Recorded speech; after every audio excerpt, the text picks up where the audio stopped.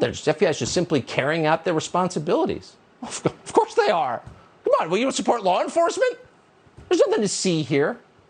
That's the line. And no doubt Asa Hutchinson and Mitch McConnell and Dan Crenshaw and the rest of them will be telling you the very same thing when the Biden Justice Department or some other state law enforcement agency under their influence finally does what you know they're going to do, which is indict Donald Trump. Obviously, they're going to do that.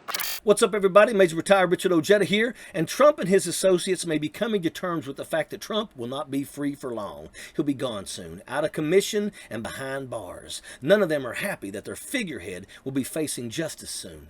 Who knows how? Maybe they'll produce surveillance video from Mar-a-Lago. Apparently, they've already subpoenaed that. We'll spend the next year talking about how it shows Trump mishandling classified information. Really? On the server.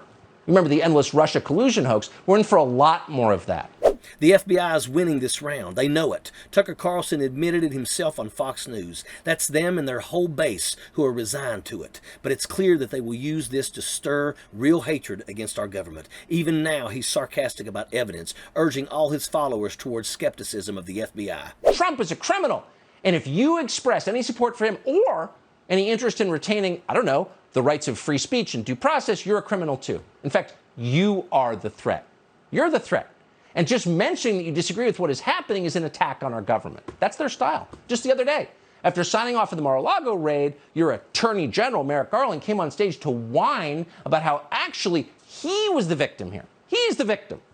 Apparently, some people disagreed with the raid, so the FBI, the most heavily armed domestic law enforcement agency in the world, is now under threat from you.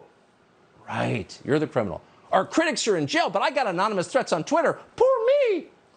They grudgingly admit that they've lost, but they're making sure that their base doesn't believe a word of what our lawful government says. Once there is enough of their followers that completely hate the American government, well, no doubt that these pundits will push to overthrow it. They're lurking, waiting to make another January 6th happen on our land. Passive aggression is the defining characteristic of the left. If they started putting people in camps, NBC News would cheer them on and then attack you for complaining about it. How dare you? Violating our norms. We've always had camps.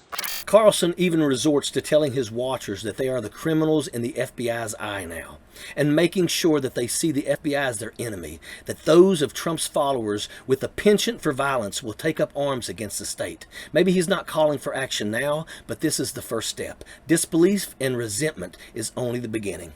Even now, some of Trump's most intense fanatics are harassing the FBI. They're hurting the law enforcement they supposedly adored just a couple years ago. Trump made sure to release those agents' names because he knew his followers would threaten them, would seek to harm them and their families. And here Tucker Carlson is so obviously trying to urge retaliation against our government on a nationally watched TV channel.